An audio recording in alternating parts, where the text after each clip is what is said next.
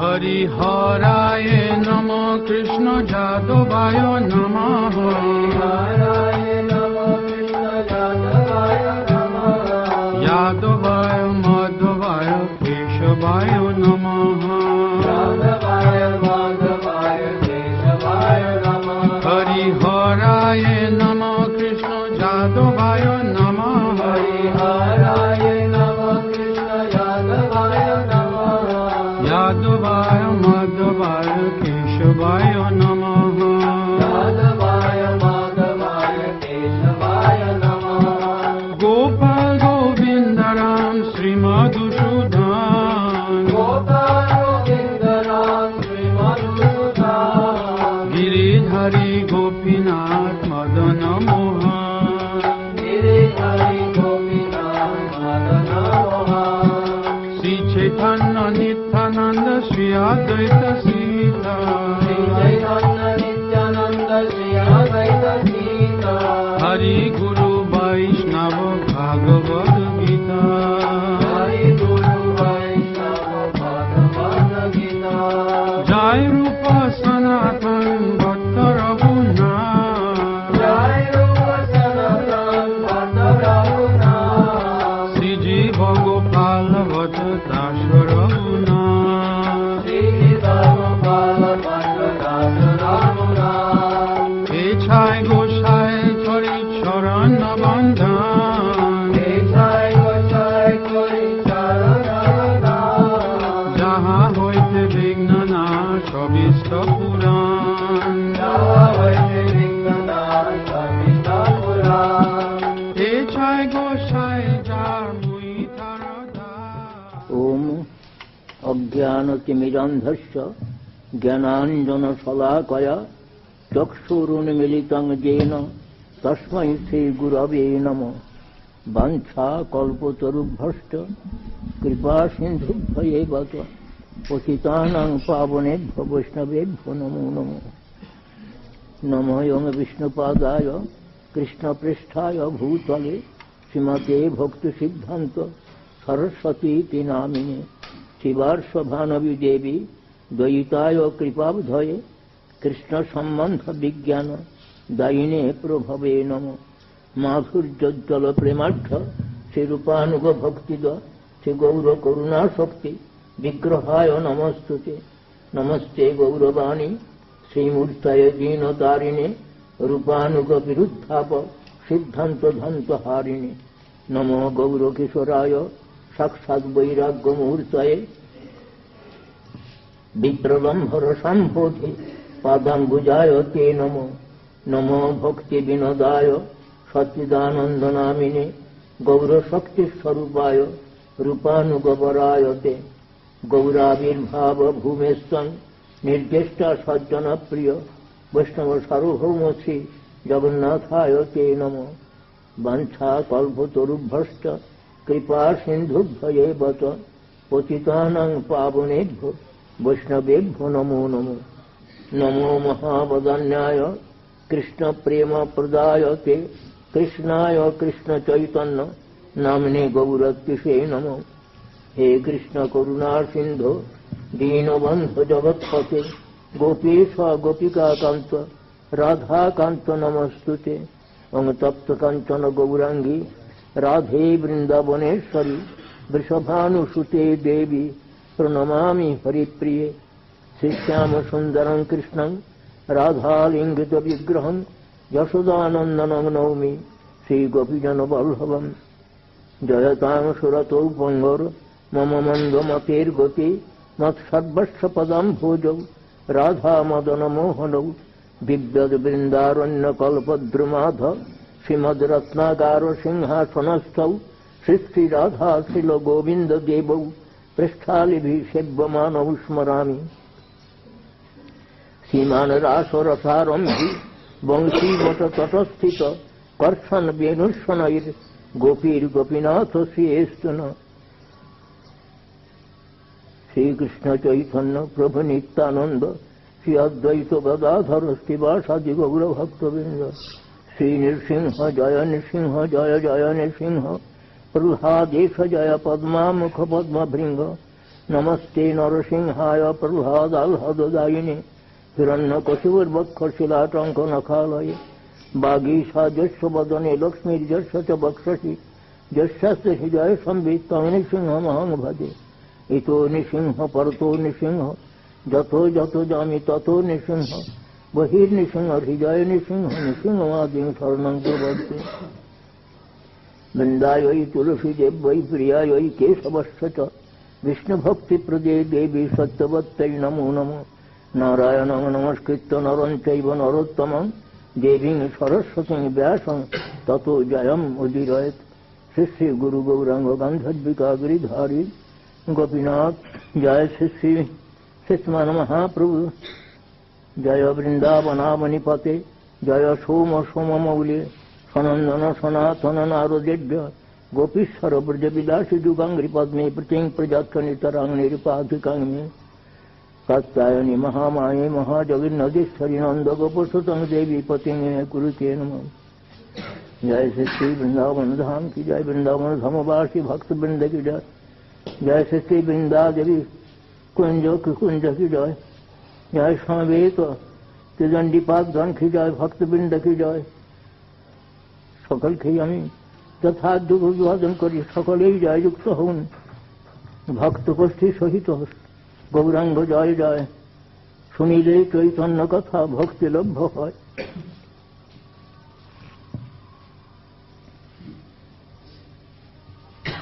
আমি অনেক বৃদ্ধ হয়ে পড়েছি, ৯৭ বছরের পড়েছি। এই সময়তে আমার অনেক ভুল ত্রুটি হয়ে যেতে পারে। হে ভক্তবৃন্দ, আপনারা কৃপা করেন আমার সমস্ত ত্রুটি বিচ্যুতি সংশোধন করে নেবেন। অনেক শ্লোক ভুল হয়ে যায়, ক্রম স্থির থাকে না, ক্রম বিপর্যয় হয়ে পড়ে। আপনারা কৃপা করেন আমার সকল ত্রুটি বিচ্যুতি সংশোধন করে নেবেন। সাক্ষাৎ বৃন্দাবন ধাম শ্রী রাধা গোবিন্দের লীলাস্থান। রাধারানী এই ধামের অধীশ্বরী, বৃন্দাবনেশ্বরী রাধারানী। তাঁর কৃপা ব্যতীত আমরা তাঁর যে প্রাণবন্ধু কৃষ্ণচন্দ্র, তাঁর কৃপা লাভ করতে পারি না। সেই রাধারানীর কৃপা সর্বতোভাবে প্রার্থনীয়। শ্রী গুরুদেব, সেই রাধারানী আমাদের গুরুদেব। গুরুরূপে রাধারানী বিরাজিত। আমরা শ্রী গৌরধাম থেকে আসছি। গৌরধাম বৃন্দাবন ধাম পৃথক নয়, একই বস্তু। তবে বৃন্দাবন ধামে মাধুর্য প্রধান ঔদার্য, আর নবদ্বীপ ধামে ঔদার্য প্রধান মাধুর্য। সেখানে কৃষ্ণ পরমোদার লীলা প্রকাশ করছেন। রাধা গোবিন্দ মিলিত তনু, মহাপ্রভু মহাবদান্য লীলা প্রদান করছেন, নাম প্রেম বিতরণ করে। সেই জন্য শ্রী রূপ গোস্বামী প্রভু তার প্রণাম মন্ত্রে বলছেন, নম মহাবদান্যায় কৃষ্ণ প্রেম প্রদায়তে কৃষ্ণায় কৃষ্ণ চৈতন্য নামনে গৌরত্ব সেই। কৃষ্ণ স্বয়ং রাধা ভাব বিভাবিত হয়ে যে প্রেম ধন বিতরণ লীলা করছেন, তার এইটি হল মহাবদান্য লীলা। কৃষ্ণ প্রেম প্রদানই হল মহাবদান্য লীলা।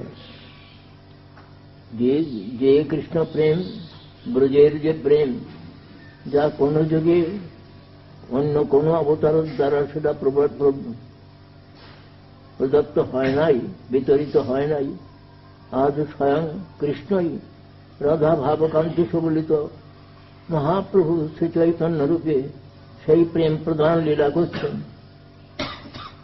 তারই আনুগত্যে আমরা সেই গৌরধামে মহাপ্রভু আনুগত্যে আমরা বৃন্দাবনেশ্বর এবং বৃন্দাবনেশ্বরী গুণগানে প্রবৃত্ত হবার।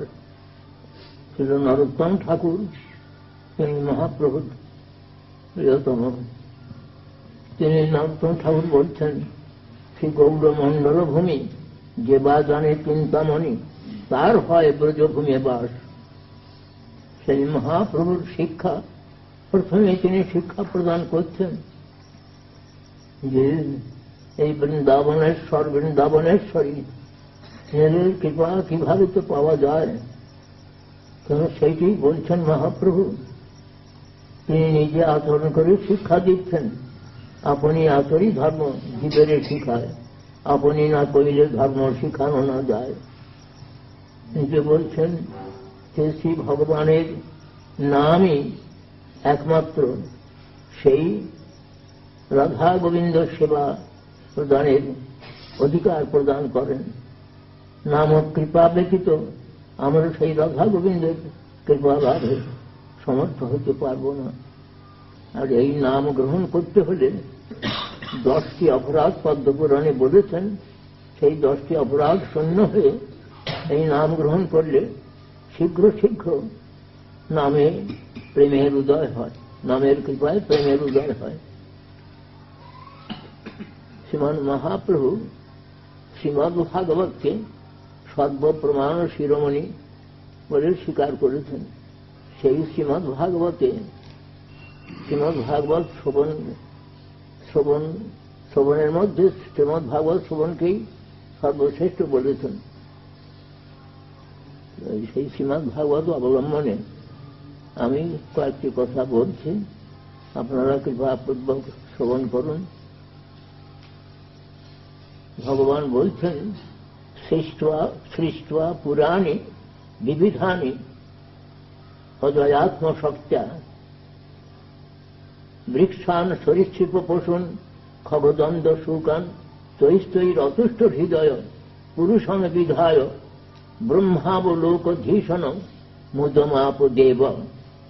অর্থাৎ শ্রী ভগবান নিজ মায়াশক্তিকে অবলম্বন করে, যোগ মায়াশক্তিকে অবলম্বন করে তিনি বহু সৃষ্টি করলেন। যে বৃক্ষ, সরীসৃপ, পশু, পক্ষী, কীট, পতঙ্গ বহু সৃষ্টি করেও তিনি আনন্দ লাভ করতে পারলেন না। কিন্তু যখন পুরুষ দেহ, এই মনুষ্য দেহটি সৃষ্টি করলেন, তখন তার বড় আনন্দ হল। কেন না ব্রহ্মাবলোকধীশন, ব্রহ্মবস্তু অবলোকন করবার ধীষণা বুদ্ধি এই মনুষ্য শরীরেই প্রদত্ত হয়েছে। এই জন্য এই শ্লোকটির পরের শ্লোকেই বলছেন যে আমাদের গুরুপাদ পদ্মা যখনই হরিকথা বলতেন, প্রায় অধিকাংশ সময়তে এই শ্লোকটি বলতেন, লব্ধ্বা সুদুর্লভ মেদন বহু সম্ভবান্তে মানুষম অর্থদম অনিত্যম অপিহ ধীর চূর্ণং যকেত নপতে জনমৃত্যু যাবন নিঃশ্রেয়সায় বিষয় খলু সর্বতস্যাৎ। এইটার অর্থ হল এই, আমরা যে মনুষ্য জন্ম লাভ করেছি, এই জন্মের পূর্বে 80টি জন্ম আমাদের চলে গেছে। তাতে আমরা বৃহৎ বিষ্ণুপুরাণে শুনেছি আমরা যে জবরজান অবলক্ষাণী স্থাবরা লক্ষ্য বিংশতি ক্রিময় রুদ্র সংখ্যকা পক্ষিণ 10 লক্ষকা আর 300 লক্ষানি পশব আর 4 লক্ষানি মানবা, এই প্রকারটা করেছেন। অর্থাৎ 9 লক্ষবার জলজন্তু, তারপরে স্থাবর লক্ষ্য বিংশতি, স্থাবর জন বৃক্ষ, পর্বতাদি, এই সমস্ত সব জন্ম হল 20 লক্ষবার। তারপরে আর পক্ষী জন্ম হল 10 লক্ষবার। ক্রিময় রুদ্র সংখ্যা, রুদ্র হল 11 রুদ্র, 11 লক্ষবার কৃমিকীট জন্মগ্রহণ করতে হয়েছে।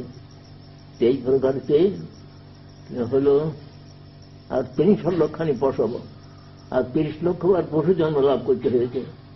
9 লক্ষবার জলজন্তু, তারপরে জলযান অবস্থাবর আলক্ষ বিংশতি, গাছপালা পাহাড় পর্বত, এ হল 20 লক্ষবার, 20 আর 9 29, আর 10 লক্ষবার হল পক্ষী জন্ম, 39 আর 11 লক্ষবার হল কৃমিকীট জন্ম, 39 11 50, 50 আর 30 লক্ষবার হল পশু জন্ম, 80। এই হল 80 জন্ম। তারপরে 4 লক্ষ হল মনুষ্য জন্ম। তো মনুষ্য জন্মের মধ্যে অনেক সমস্ত অসভ্য বন্যজন্তু প্রায় মনুষ্য জন্ম কেটে গেছে। তারা নীতিও মানে না, নীতিও মানত না এবং ঈশ্বরও মানত না। নিরীশ্বর নির্নৈতিক জন্ম বলে। তো নীতিও মানে না, কাপড়খানা পরতে হবে, যে লজ্জা নিবারণ করবার জন্য কাপড়খানা পরতে হবে, তার সাথে তারা সেটা মানত না, নীতিও মানত না।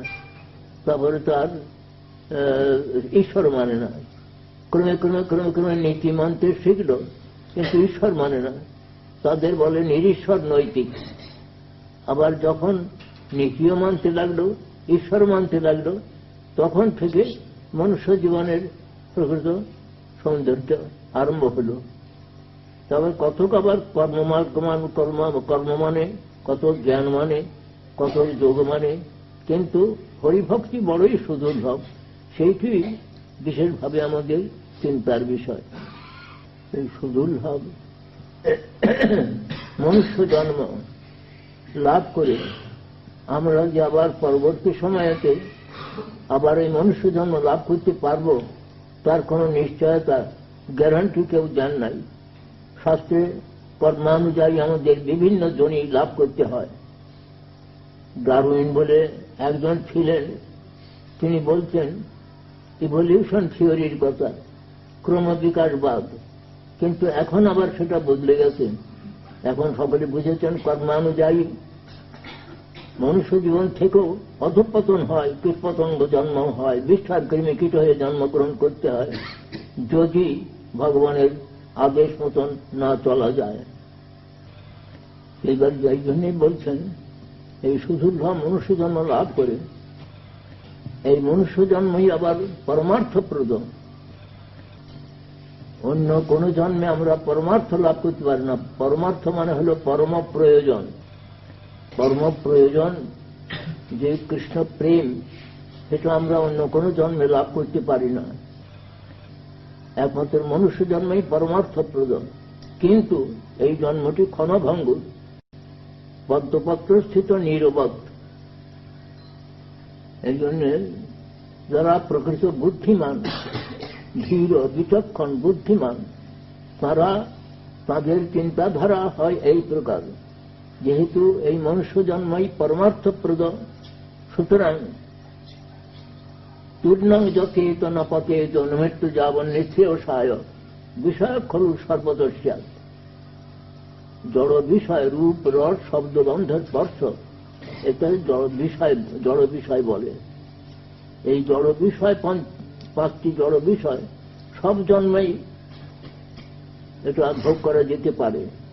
কিন্তু এই পরমার্থ লাভের যে জন্যে, নিশ্চয়তা পরমমঙ্গল লাভের জন্য এই মনুষ্য জন্ম ছাড়া আর অন্য কোনো উপায় নাই। সুতরাং যত শীঘ্র পারো সেব গোবিন্দ চরণ।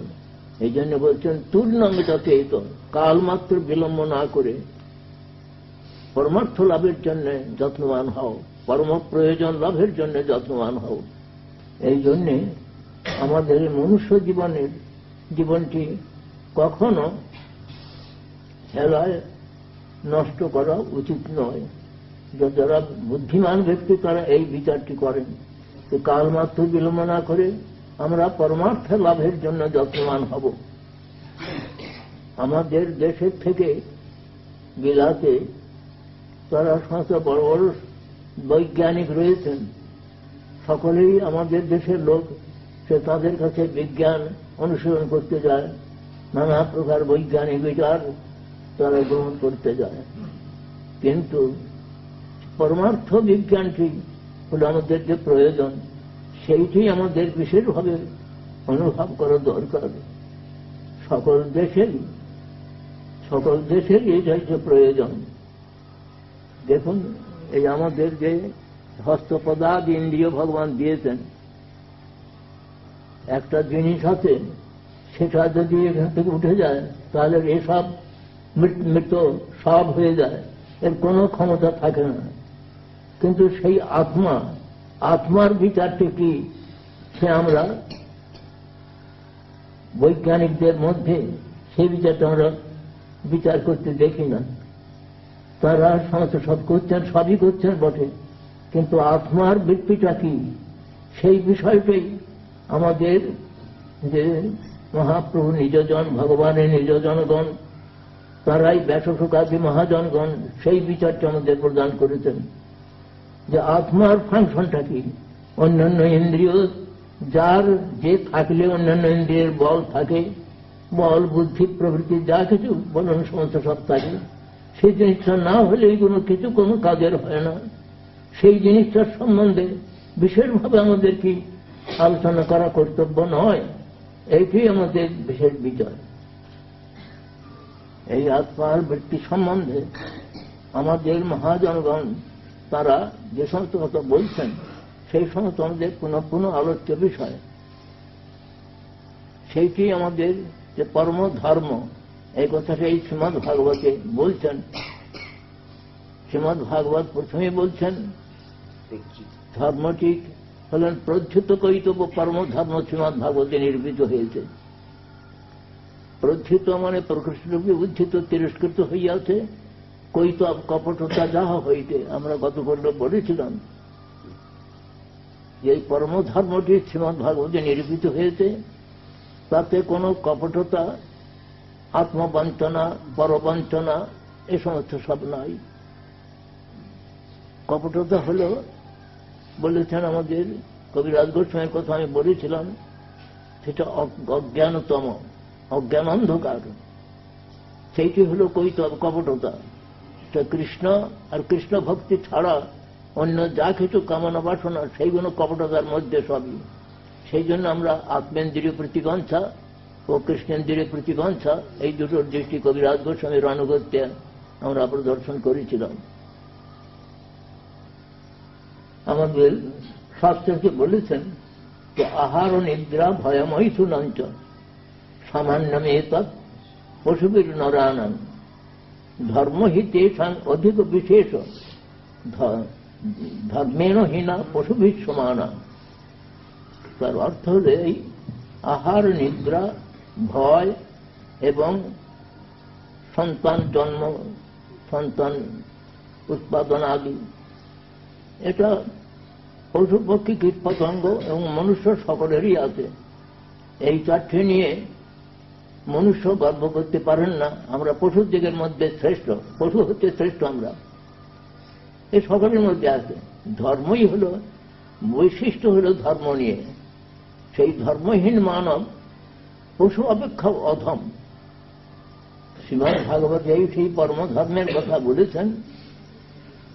আর এই শ্রীমদ্ ভাগবতেই যে পরম সত্য বাস্তব বস্তু, যিনি পরম মঙ্গলপ্রদ, এবং আমরা যে তাপত্রয়ে জ্বলে পড়ে মরছি, সেই তাপত্রয় উন্মূলক, তাপত্রয় উন্মূলন করে দেন,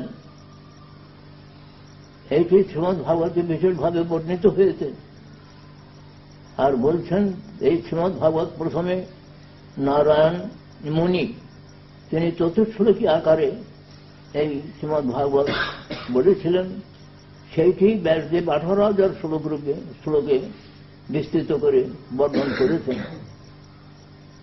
ধর্ম প্রচিত হইত উত্তর পরম নির্মৎ শরণাং শতং। আর এই ধর্ম নির্মৎসার সাধু ব্যতীত এই ধর্মের মর্ম অনুভব করতে পারবেন না। নির্মৎ মৎসরতা মানে হল পরস্পরিকাতরতা। আমাদের গুরুদেব বলছেন কাম, ক্রোধ, লোভ, মোহ, মদ অত্যন্ত প্রবল হলে তাতে মাৎসর্য আসে, পরস্পরিকাতরতা, পরহিংসা এই সমস্ত আসে তাতে। তা বলছেন পরিচিত ধর্ম পরিচিত হইতে পরমনিম্ন বেদং বাস্তমাত্র বস্তু শিবদং তপত্রান্মূলনম। এই শ্রীমদ্ ভাগবতে প্রথম শ্লোকে বলছেন সত্যং পরং ধীমহি। গায়ত্রী ব্যাখ্যা অনুযায়ী শ্রীমদ্ ভাগবত আরম্ভ হয়েছে। তাতে পরম সত্য সেইটি হল সম্বন্ধ। আর ধীমহিতে হয়তো অভিধেয় প্রয়োজন সমস্ত ধীমহিতে রয়েছে। সেই পরম সত্য বস্তুই যে একমাত্র বাস্তব বস্তু। অধিকাংশ অনেক সময় বাস্তব শব্দের অর্থ অনেক অন্যরকম করেন, কিন্তু বাস্তব হল যে যেটি প্রকৃত সত্য, সেটিকে তো বাস্তব বলা হয়। এর থেকে সত্য আর কিছু নয়, পরম সত্য বস্তু। সেই বাস্তব বস্তু যাতে জানানো হয়েছে। আর বেদম বাস্তব বস্তু শিবদম তাপদম শ্রীমদ ভাগবত মহামণি কৃতে কিংবা পরেশ্বর। এই মহামণি নারায়ণ প্রথমে চতুর্স্বর্গের বিবর্তন করেছিলেন, তারপরে বেদব্যাস 11,000 শ্লোক রূপে বর্ণন করেন। তো অন্য শাস্ত্রের প্রয়োজন কি? এই শ্রীমদ ভাগবতকে সর্বতভাবে আশ্রয় করা কর্তব্য। শ্রীমদ ভাগবত মহামণি কিংবা পরের ঈশ্বর, ঈশ্বর ভগবান সদ্য সদ্য যদি সুষ্ঠুভাবে এই শ্রীমদ ভাগবত শ্রবণ করা যায়। মহারাজ পরীক্ষিত 7 দিন শ্রবণ করেই তিনি দিব্যগতি লাভ করলেন। সেটা বলছেন যে পৃথিবী সুপৃথিবী তৎক্ষণাৎ, অর্থাৎ অতি অল্প সময়ের মধ্যে সেই পরমবস্তু, যে পরম সত্য বস্তু লাভ করতে পারেন। এইটি মঙ্গলাচরণ শ্লোক বলা হয়।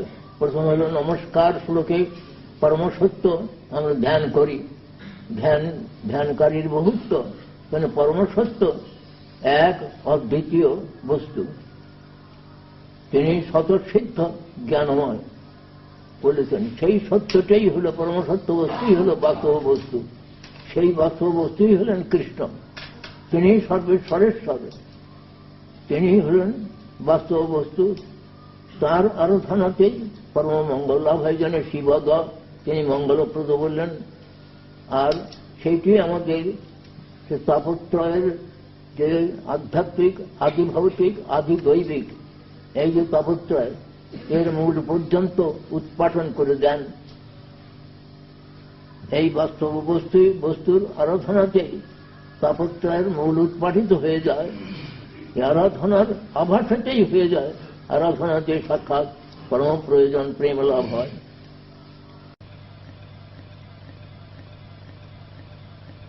যে তৎক্ষণাৎ অতি অল্প সময়ের মধ্যেই শ্রী ভগবান তিনি আমাদের হৃদয়ের মধ্যে অবরুদ্ধ হয়ে যান, আটক করে যান। যেমন বিল্বমঙ্গল বলেছিলেন, বিল্বমঙ্গলকে যখন অন্ধ হয়ে যান, কৃষ্ণ নিজেই তাকে হাত ধরে ধরে পথ দেখাতে বলছেন।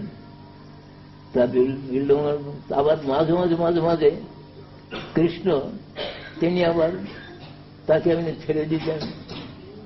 তাহলে উনি বলছেন, আচ্ছা তুমি তো আমার কাছ থেকে পালাচ্ছ, কিন্তু আমার হাত ছেড়ে দিয়ে তোমাকে পালাচ্ছ বটে, কিন্তু আমার এই হৃদয় থেকে পালাও দেখিনি কেমন তোমার শক্তি।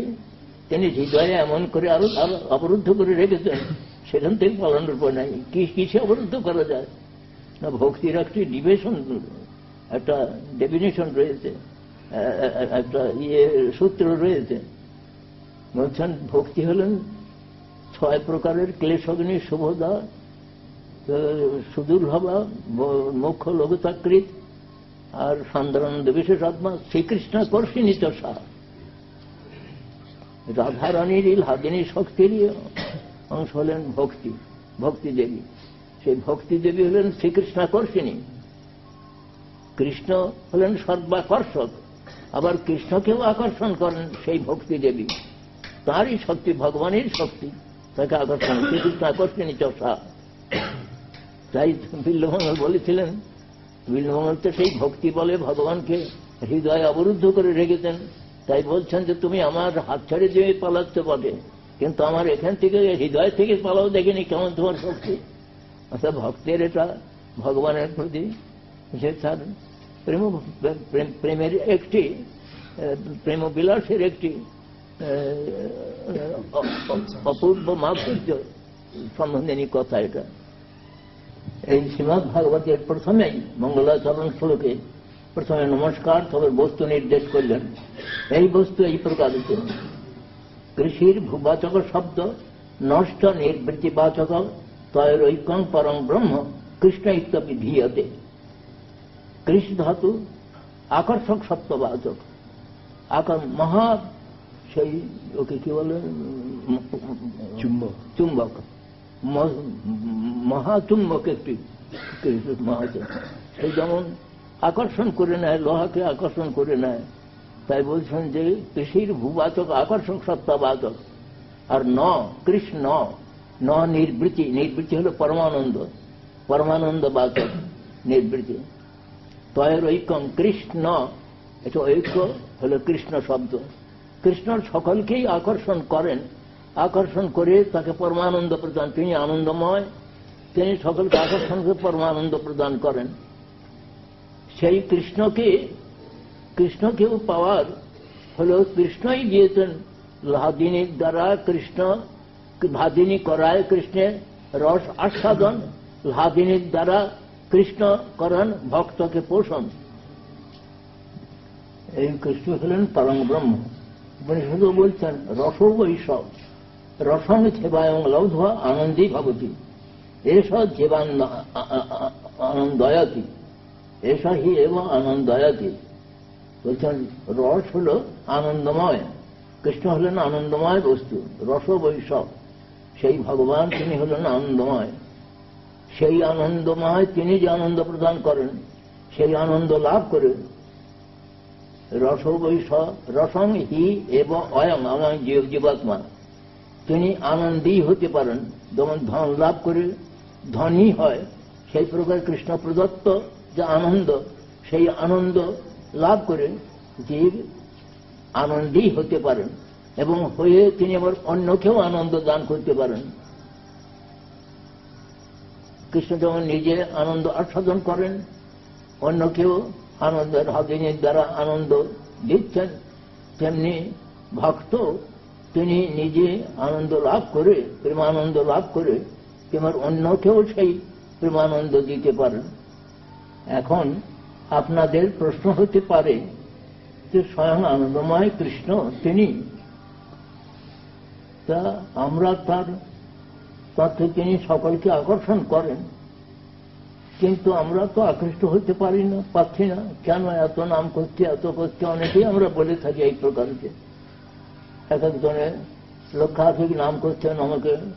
আমাদের মায়াপুরের একজন ভক্ত, তিনি পূজ্যপাদ শ্রীধর মহারাজের শিষ্য, তিনি বলছেন যে আমি 2 লক্ষ নাম করেছি মহারাজ, আমি 3 লক্ষ নাম করার চেষ্টা করছি। তাকে বুঝলাম। আবার মাঝে একদিন তার একটু ক্রোধ দেখে আমি বললাম যে ভক্তবর, আপনি তো 2 লক্ষ 3 লক্ষ নাম করলেন, তা তো ক্রোধ আসে কেন? সে নাম করে আমরা বলতে পারি যে কেন আমাদের হয় না? আমরা একটা দৃষ্টান্ত দিয়ে এখানেছে যে মহাচুম্বক একটি রয়েছে, চুম্বক পাথর একটা রয়েছে, মাত্র বড় চুম্বক, আর একটা লোহা রয়েছে। লোহাটা মরচে ধরে আছে, সেই জন্য লোহাটা থেকেও এত বড় চুম্বকের কাছে কোথায় লোহা আপনার থেকে লেগে যাবে, তা লাগে না। তা আমরা এই দৃষ্টান্ত দিয়ে দেখাই যে আমাদের আত্মার উপরেতে কতগুলো এই প্রকার আছে, বুভুক্ষা, মুমুক্ষা এবং সিদ্ধিস্পৃহা, ভুক্তি মুক্তি সিদ্ধি কামনা, অর্থাৎ কবিরাজ গোস্বামীর ভাষায় আত্মেন্দ্রের প্রতি বাঞ্ছা, স্থূলভাবে বা সূক্ষ্মভাবে রয়েছে। এইগুলো হলো মরচে। যেমন লোহাতে মরচে ধরে গেলে যেমন লোহাটা টক করে চুম্বক পাথর লেগে যায় না, সেগুলো আমাদের উপরে এই প্রকার মরচে ধরে আছে। এই যে ভুক্তি মুক্তি সিদ্ধি স্পৃহা, এইগুলো ভয়ানক জিনিসের আত্মেন্দ্রিয় প্রতিবঞ্চার মধ্যে ধরেছেন সব। এই থাকার জন্যে আমরা ভগবানের ওই আকর্ষণটা অনুভব করতে পারছি না, তার পথ পদ্মে ছুটে যেতে পারছি না। যেমন মহাপ্রভু তিনি চলেছেন, তিনি যমুনাকে দর্শন, কি বলে সিন্ধু নীলাচলের যে নীল সমুদ্রকে দর্শন করছেন, নীল যমুনা জল, এবং চট্টপাধ্যায় দর্শন করছেন, যে গোবর্ধন পর্বত দর্শন করছেন করে মহাপ্রভু রাধাভাবে বিভাবিত হয়ে কাহা কৃষ্ণ প্রণনাথ মুরলী বদন, কাহা যাও কাহা পাও ব্রজেন্দ্র নন্দন, কাহারে কহিব ব্যথা কেবা জানে দুঃখ, ব্রজেন্দ্র নন্দন বিনু ফাটি মোর বুক। এই বলতে বলতে চোখের জলে বুক ভাসাচ্ছেন, সেই জল আবার বালুতে স্রোত হয়ে যাচ্ছে। এই প্রকারকে মহাপ্রভু ছুটেছেন। তা আমাদের কেন প্রকার হয় না? কেন তো আমরা পাই না? কেন? এটা আমাদের হতে পারে। এই সমস্ত থাকবার জন্য মরছে, লোহার মরচের কথাটা কখনো মনে রাখবেন, যে মরচে হলো এইগুলো অত্যন্তের প্রতিবাঞ্ছা থাকে বলে আমরা অগ্রসর হতে পারি না, ভগবানের পাদ পদ্মে সংলগ্ন হতে পারি না। এই জন্য সংলগ্ন হওয়ার জন্য উপায় দিয়েছেন আমাদের ওই নাম। কিন্তু নিরপরাধে নাম করতে হবে। নাম এবং কৃষ্ণ আলাদা জিনিস নয়। নাম বিগ্রহ স্বরূপ, তিন এক রূপ, তিনে ভেদ নাই, তিন চিদানন্দ রূপ। সেই নাম ব্রহ্ম কে নিরন্তর অনুশীলন করতে বলছেন মহাপ্রভু। প্রথম শিক্ষাষ্টকের প্রথম থেকে আপনারা শেষ পর্যন্ত লক্ষ্য করবেন, মহাপ্রভুর নামের মাহাত্মেই বলেছেন। ওই 8টি শ্লোক মহাপ্রভু, কেউ বলেন মহাপ্রভু নিজে রচিত, মহাপ্রভু নিজেই যান, আর কোনো পাওয়া যায় না। আর দু একটা শ্লোক পদ্যাবলিতে পাওয়া যায় মহাপ্রভু রচিত উক্ত। সেই তার প্রথমেই তো তিনি বলছেন যে চিত্ত দর্পণ, চেত দর্পণ মার্জনম নামটি তিনি কি করেন, চিত্তরূপ যে দর্পণকে মার্জিত করে দেন। তখন আমরা ষষ্ঠরূপ পরস্বরূপ দর্শন বা অনুভবের সৌভাগ্য লাভ করতে পারি। নামই চিত্ত দর্পণ পরিমার্জন করেন, সেটাই বলছেন। তো প্রথমেই বলছেন চিত্ত দর্পণ, যে চিত্তটাই বন্ধনের কারণ। যখন সে ত্রিগুণের দ্বারা আসক্ত হয় তখন তো সেটা বন্ধন। আর যখন সেই পরম পুরুষের যখন চিন্তায় রত হয় তখনই তার মুক্তি ছাড়া মুক্তি হয়। বন্ধন, চিত্তই বন্ধন এবং চিত্তই মুক্তির কারণ। তো সেইটি আমাদের বিশেষভাবে চিন্তার বিষয়। যে নাম গ্রহণ করছি, কিন্তু নামেতে তো কোনো উপায় পাচ্ছি না, তো কিছুই হাতে মালা আছে, ঠক ঠক করছে। আমাদের ভক্তি প্রদীপ তীর্থ মহারাজ, আমাদের জ্যেষ্ঠ গুরু ভ্রাতা, তিনি বলছেন ঠকাস তো ঠকিস না, ঠকাস তো ঠকিস না। তিনি একটু ইয়ে করে বলতেন আর কি, আমাদের নিজে ঠকতে চাচ্ছে না, অপরকে ঠকাবো, নিজে ঠকতে চাচ্ছে না। ঠক ঠক করে নাম করলেই তো নাম হয় না, নামের অপরাধ হয়ে যাচ্ছে নানা প্রকারেতে। আমরা দার্শনিক ভাষায় বলছি বটে, কিন্তু নানা রকম ভোগস্পৃহা ত্যাগস্পৃহা সমস্ত আসছে। সচেতন জীবের স্বতন্ত্রতা একটা আছে, স্বতন্ত্রতার অপব্যবহার করছে। এই জন্যে সেটা তার সব হচ্ছে না। সেই জন্যে আমরা কিছুদিন নাম করে তখন অন্য মার্গে চলে যাই, ভোগমার্গে চলে যাই। কিন্তু ত্যাগমার্গে চলে যেতে ত্যাগটাও ছেড়ে দিয়ে আবার ভোগমার্গে ধরেন। এই সময় নানা রকম উলট পালট হতে থাকে। সুতরাং অপরাধ, বিশেষ করে অপরাধের দিকে বিশেষভাবে লক্ষ্য থাকার দরকার। লক্ষ্য না থাকলে মানুষের অধঃপতন অনিবার্য। এই হল নমস্কার। বস্তু নির্দেশ কথাতেই কতক্ষণ একটু বাড়িয়ে বাড়িয়ে বললাম। আর তারপরে তৃতীয় মঙ্গলাচরণ হল আশীর্বাদ। নমস্কার বস্তুতে, সেই পরম বস্তুতে নমস্কার। পরম বস্তুর নির্দেশ করছেন নিরস্ত কুহক সত্য, সেইটি বিশেষভাবে নির্দেশ করছেন, বস্তু নির্দেশ। আর নমস্কার করছেন নিগম কল্পতরর গলিতং ফলম সুকমুখাদ অমৃতদরও সংযুতম পিবত ভাগবতং রসমালয়ম মুহুরহ রসিকা ভুবি ভাবুকা। এইটা হল আশীর্বাদ করছেন। এই বলে, হে রসবিশেষ ভাবনা চতুর্ভক্ত বৃন্দ, হে রসবিশেষ ভাবনা চতুর্ভক্ত বৃন্দ। সেই নিগম কল্পতরু, নিগম হলেন বেদ। নিতরাং গময়তি প্রকাশয়তি ধর্মং ব্রহ্মচ, এই জন্য বেদের এক নাম নিগম। ব্রহ্মার চতুর্মুখ হতে চতুর্বেদ নির্গত হয়েছিলেন। সমগ্র বেদ অনুশীলন করে ব্রহ্মা ভক্তিকেই পালন করলেন। যে শ্লোকটা ভুলে যাচ্ছি, সমগ্র বেদ 3 বার তিনি সমগ্র বেদ অনুশীলন করে যত আত্মান রতি ভাবে, ভগবানেতে যাতে রতি হয় সেই ভক্তিকেই সমস্ত বেদের সার বলে জানলেন। এখানে বলছেন নিগম বেদরূপ যে কল্পবৃক্ষ, কল্পবৃক্ষে যা চায় তাই পাওয়া যায়। বেদরূপ যে কল্পবৃক্ষ, তিনি কি প্রসব করছেন না বেদরূপ কল্পবৃক্ষের প্রকৃষ্ট রূপে পক্ষ ফল হল শ্রীমদ ভাগবত। সেই ভাগবতটি রসময়। একটা আমরা যেমন দৃষ্টান্ত স্বরূপে দেখি, একটি পাকা আম বা পাকা পেঁপে আমরা যখন কোন একটা লগা দিয়ে করে ক্ষতি পারি করি,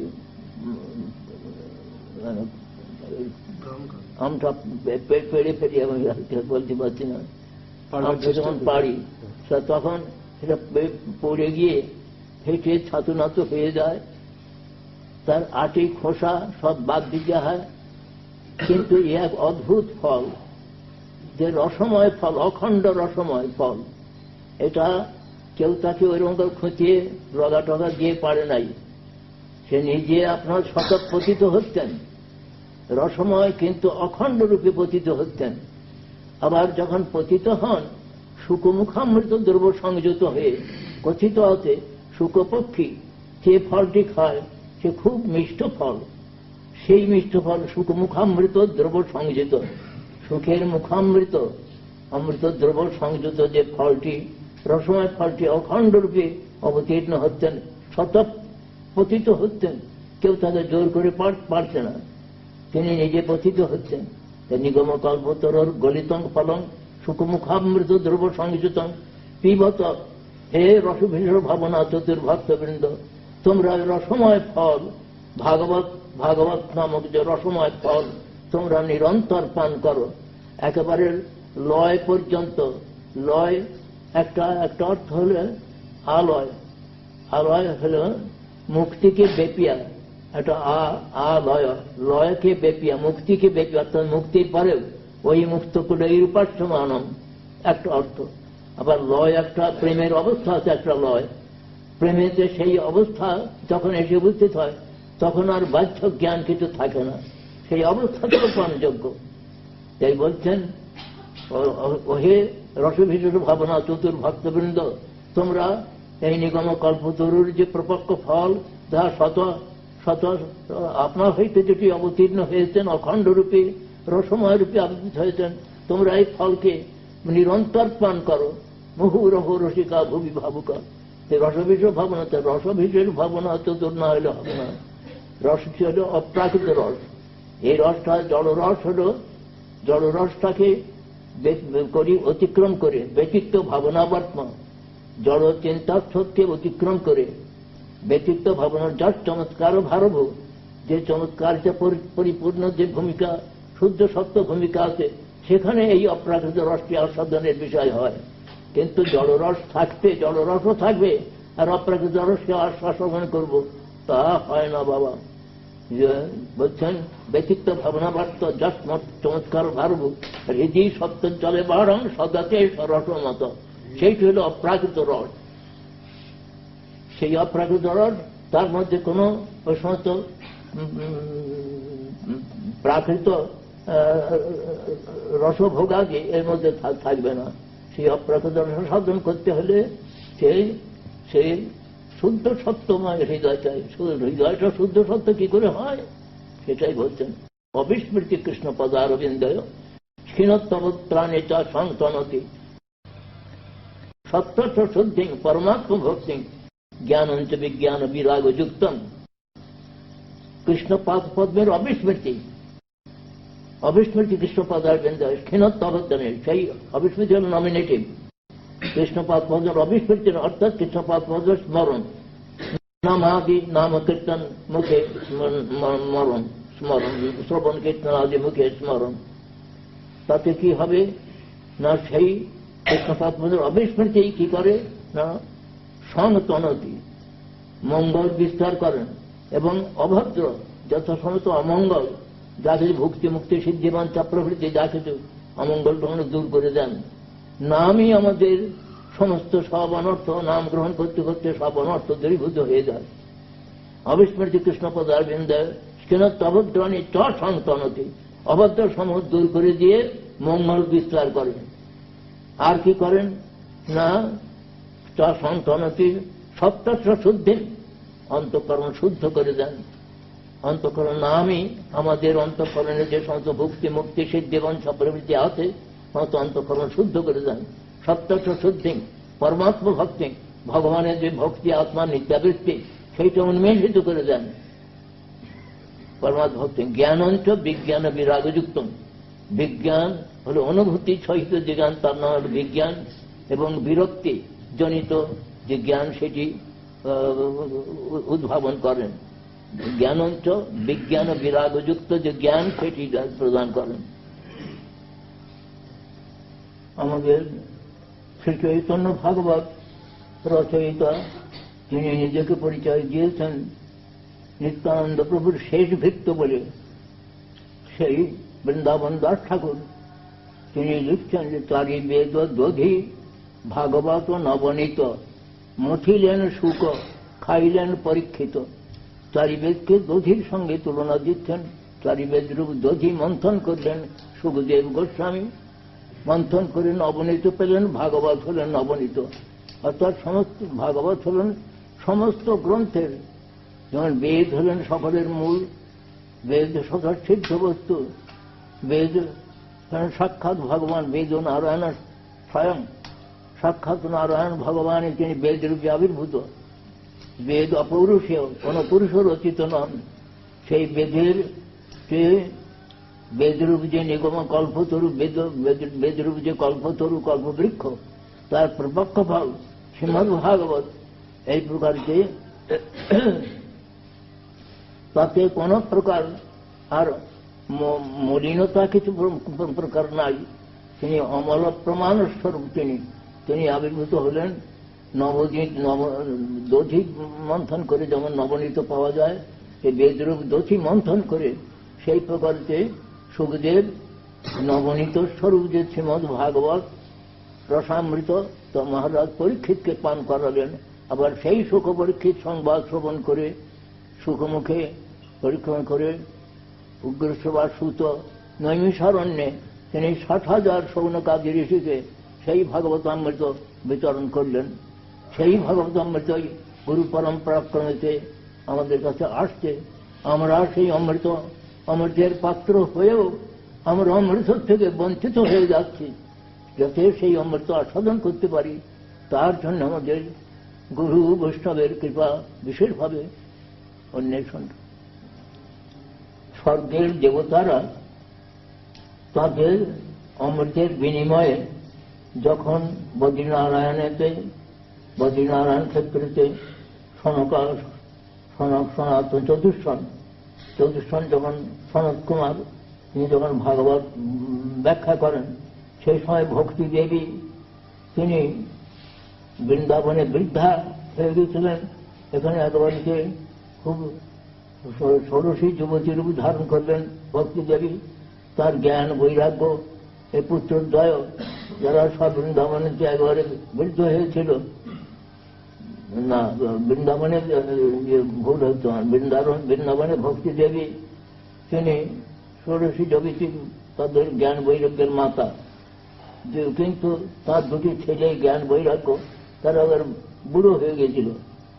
নারদ তাদের অনেক চেতন করে সাড়া পেলেন না।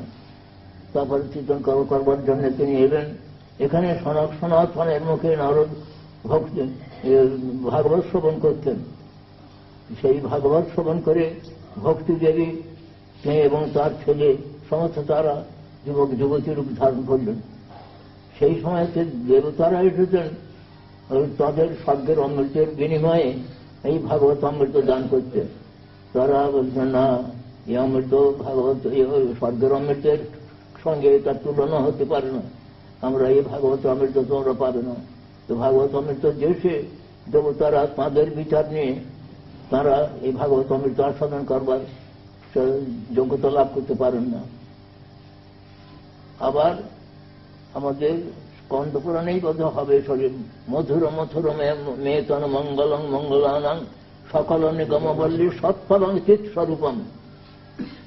এখানে বলছেন বেদ কল্পবৃক্ষের সৎফল চিৎ স্বরূপ চিন্ময় নিত্য ফলস্বরূপ হলেন এই নামরূপ যে নামামৃত যে সেটি হল বেদ কল্পবৃক্ষের সৎফল, চিন্ময় নিত্য ফল এখানে বলছেন।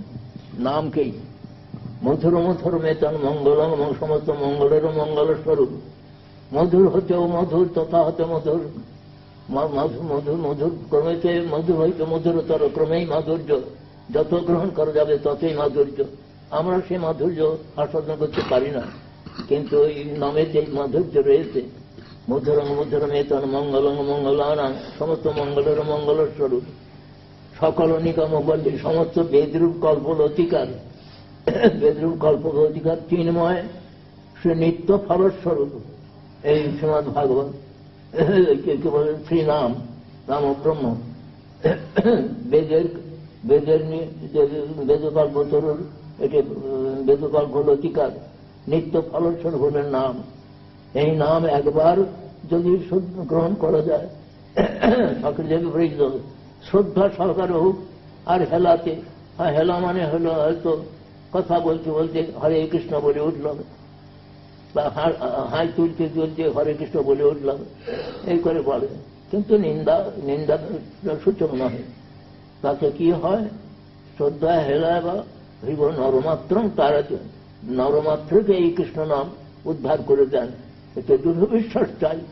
এই জন্য তাহলে ভাগবত হল ফলস্বরূপ বলছেন, রসময় ফলস্বরূপ হলেন ভাগবত।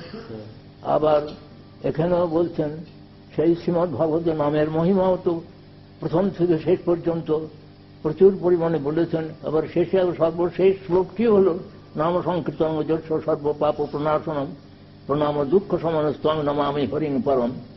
একবার তাহলে বেদের কল্পবৃক্ষের ফলস্বরূপ হলেন, রসময় ফলস্বরূপ হলেন ভাগবত। আবার ওই বেদরূপ কল্পবৃক্ষের কল্পলতিকার সৎফল চিৎস্বরূপ চিন্ময় সৎফল হলেন, নিত্য ফল স্বরূপ হলেন নাম। তাহলে ভাগবতেই সেই নামের মহিমা বিশেষভাবে বলছেন। এই জন্য শ্রীমদ মহাপ্রভু শ্রীমদ ভাগবতকেই প্রমাণ শিরোমণি গ্রহণ করে নামই তিনি মহাপ্রভু প্রচার করছেন। মহাপ্রভু স্বতন্ত্র ভাবে যে কিছু বলছেন না। আর গীতাতেও ভগবান বলছেন যে সমস্ত বেদ্য বস্তু আমি, বেদ হচ্ছে সর্বব্রহ্ম বেদ্য, বেদান্ত কর্তা। শ্রীমদ ভাগবত বলে সর্ববেদান্ত সার বলেছেন, বেদান্ত কর্তা ব্যাখ্যাদেরকে আমি, আর বেদের যে প্রকৃত মর্ম আমি জানি। সুতরাং বেদের মর্ম এই কথার দ্বারা, ভাগবতের দ্বারা এবং এই পুরাণের যে কথাটা বললাম মধুর মধুমান, এটা বলা যাচ্ছে। Yes, Guru Maharaj, we spoke so much tonight about offenses, and I just wanted to know, if one makes an offense in his mind, how should he repent that? With what attitude? মানসিক অপরাধ কিভাবে? যে মনে যদি কাউকে নিন্দা করে থাকে কিংবা সেইভাবে বলছে, সেও যাবে হতে পারছে। মন, এটা যেমন বলেছেন সবই মন কৃষ্ণপদারবিন্দয়, কৃষ্ণপাদ চিন্তার দ্বারা মন কায় মনোবাক্যের সকলই হবে, যোগপাত অবলম্বন করতে হবে না। যেমন বলেছেন জমাদিবের যোগপথই কামলব হতমহু মুকুন্দ শিবায় যদ্বৎ তদ্ধাতন অসম্পত্তি, এটা বলছেন। এই আর বলছেন মানে যোগপথ অবলম্বন করে আমাদের যে ইন্দ্রিয় সংযম করতে হবে না, মনকে সংযম করা যায় না কিছু যাই। আর যা কিছু হবে এতৎ সর্বং গুরু ভক্তা পুরুষ ঝঞ্ঝটা জয়। সমস্ত গুরু ভক্তির দ্বারা সাধক সমস্ত অনায়াসে এ সমস্ত জয় করতে পারবেন। মন প্রভৃতি ইন্দ্রিয় সকল সব জয় করতে পারবেন, অন্য পথ অবলম্বন করতে হবে না। শ্রীমদ ভাগবতই বলেছেন এতৎ সর্বং গুরু ভক্তা পুরুষ ঝঞ্ঝটা জয়। যা কিছু মনকে জয় করে অন্য সকল ইন্দ্রিয় যোগের দ্বারা অন্য যে ইন্দ্রিয়কে তৎকালিকভাবে কিছু কন্ট্রোল করা যেতে পারে, সর্বতভাবে পারা যায় না। কিন্তু মনকে কোনো উপায়ে কিছু অসংযত মনকে সংযত করা যায় না। সেই মনকে সংযত হলে গুরু ভক্তি একান্ত দরকার। শ্রীমদ ভাগবতে তৃতীয় স্কন্ধে বলা হচ্ছে যে বিজিতের হিসিক পায় ভিরদান্ত মনস্তুরগং জয় যতন্তি যন্তুম অতি রোলং পায়াকৃত ব্যাসন শতান্বিত সমবহায় গুরুশ্চরণম বনি জয়ী বাজ সন্তকৃত কর্ণধার জলধৌ। এই কীর্তন দ্বারা শ্রুতিস্তবেতে এই শ্লোকটি আছে, তার টিকাতে দেখবেন ওই তৎসদ্বগ্র ভক্তা পুরুষ জঞ্জর জয় তাকে তাকে বলছেন যে প্রাণায়াম আদি অবলম্বন করে ইন্দ্রিয়কে কিছু পরিমাণে জয় করা যায়, কিন্তু মন রূপ যে তুরঙ্গম একেবারে যে পক্ষীরাজ ঘোড়া, সে তাকে কিছুতেই সংযত করা যায় না, অন্য কোনো উপায় যোগাযোগ কোনো পন্থা অবলম্বন করে করা যায় না। তাকে সংযত করতে হলে একমাত্র গুরু ভক্তি। তার দৃষ্টান্ত দিচ্ছেন, বণিক পণ্যদ্রব্য পরিপূর্ণ জাহাজ নিয়েছে, কিন্তু নাবিক স্বীকার করে নাই। নাবিক বসে থাকে উত্তর দিকে, নাবিকের এটা কম্পাসটা উত্তর দিকে থাকে, তো সে যেখানে কোনো একটা অ্যাঙ্গেল ফার্ম করে, এই অ্যাঙ্গেলের যে একটা হিডেন রক রয়েছে সেটা বণিক নাবিক দেখে, কিন্তু নাবিক স্বীকার না করলে বণিকের জাহাজ যেমন বিপন্ন হয়ে যায়, সেই প্রকারেতে গুরুপাদ পদ্মকে গুরুপাদ একমাত্র অবলম্বন আমাদের সদ্গুরু পদ অবশ্য। বলছি বৃন্দাবন ধামে জ্ঞান আর বৈরাগ্য যুবক হলো না কেন? ভক্তিদেবী যুবক হলেন। ভক্তি দেবেরই তো ইয়ে হলো না, এখানে জ্ঞান বৈরাগ্য যখন ভক্তির সাহচর্য পেলে তখন সকলেই জ্ঞান বৈরাগ্য হতে পারেন। ওখানে তো যে ভক্তির ইয়ে পেলেন কিনা সেখানে হলো, এখানে জ্ঞান বৈরাগ্যের এখানেতে বৃদ্ধাবস্থা। আর ওখানেতে যে যখন ভাগবত অমৃত পান করলেন তখন সকলেরই সমান অবস্থা হইল। মানে ভক্তি মুখ নিরীক্ষক কর্মযোগ জ্ঞান বাসুদেবে ভগবতী ভক্তি যোগ প্রযোজিত জনায় তাসু বৈরাগ্য জ্ঞান দহাইতুকম। তার ভক্তির পুত্রোদ্বয় ওখানেতে শুনছেন তো। হরি হরায় নম কৃষ্ণ যাদবায় নমঃ,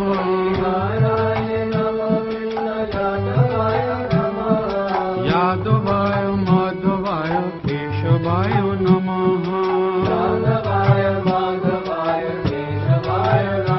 হরি হরায় নম কৃষ্ণ যাদবায় নমঃ,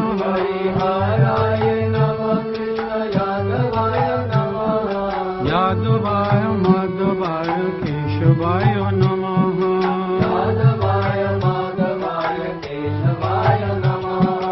গোপাল গোবিন্দ রাম শ্রীমধুসূদন,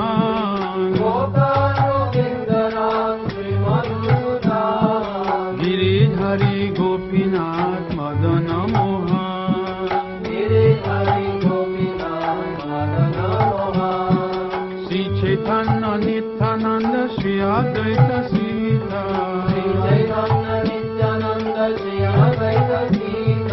হরি গুরু বৈষ্ণব ভাগবত গীতা,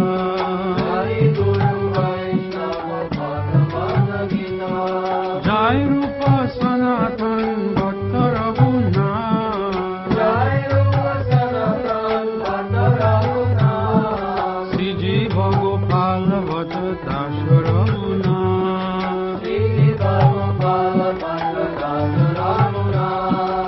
এছায় গোসাই হরি চরণ বন্ধন, যাহা হইতে বিঘ্ন না সবিষ্ট পুরাণ, এছায় গোসাই যার মুই তার দাস, আশাবর পদ রেণু মৌর পঞ্চগ্রাস, তাদের শরণ সেবী ভক্ত শনে বাস, জনমে জনমে হয় এই অবিলাস, এছায় গোসাই যবে ব্রজে কয় বাস,